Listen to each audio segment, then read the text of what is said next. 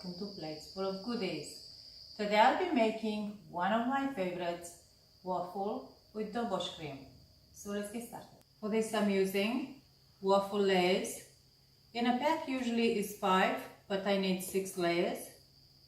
Also 150 grams of icing sugar, 320 grams of butter, 300 grams of milk chocolate, 2 tablespoons of cocoa powder, 6 eggs, another 150 grams of icing sugar, a mixer and a mixing bowl. The thing I do is mix the eggs and 150 grams of icing sugar on high for a few minutes.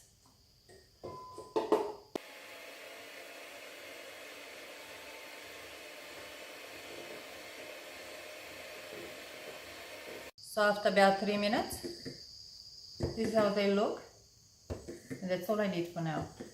Now I'm going to cook this on a double boiler for up to 10 minutes.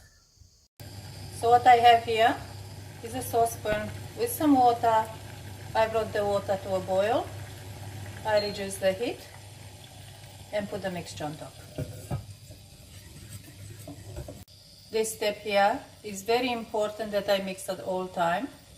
Otherwise, it can turn into an omelette. It's also important not to overdo it. So between 7 to 10 minutes will be enough.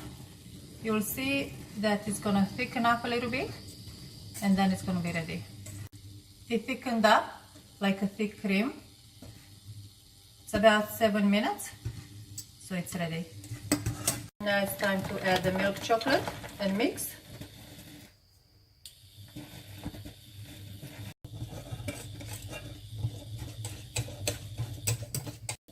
The chocolate is very well incorporated, so I'm going to put the heat off. One very important tip is to let this cool completely at room temperature. So while this is cooling, I'm going to make the other half of the filling. So first I add the butter,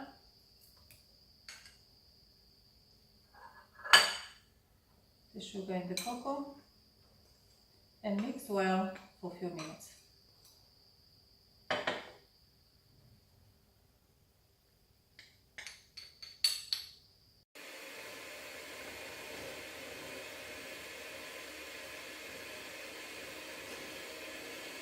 So I combine everything very well, and all I do now is wait for the other filling to cool down. Now this filling cooled down. It's not even warm at all, so it's ready for the next step. So I'll just gradually add it while mixing on high.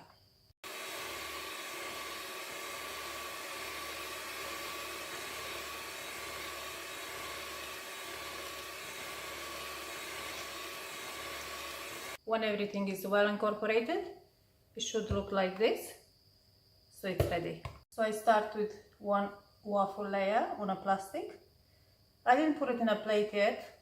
I put it on a table because I need to wipe the excess off. So I start to do filling. I only want a very thin layer.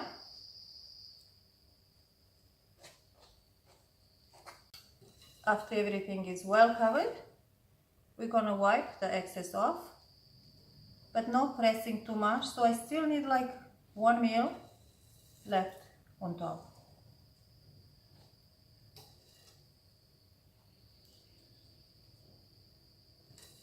So I took the excess off, but you can't see the little squares, so it's not done too much like this, because I still need the second layer to stick.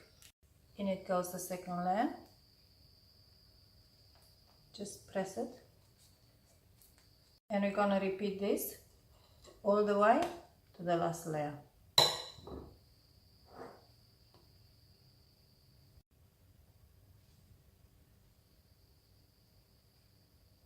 What I'm looking for is all the layers to have the same thickness. So I reach my last layer, press it down. That's the leftover cream. You can keep it in fridge or use it for something else. This will go in freezer overnight because it's got a soft filling.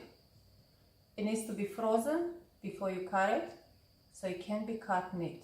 It's frozen and ready to go. So now I'm going to cut it to show you guys how it looks. So I'm going to cut it in about 5 centimeters long.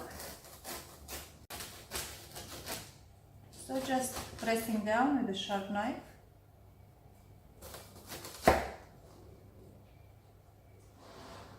I'm wiping the knife every time I need it. So just about 1.5 centimeters. Beautiful.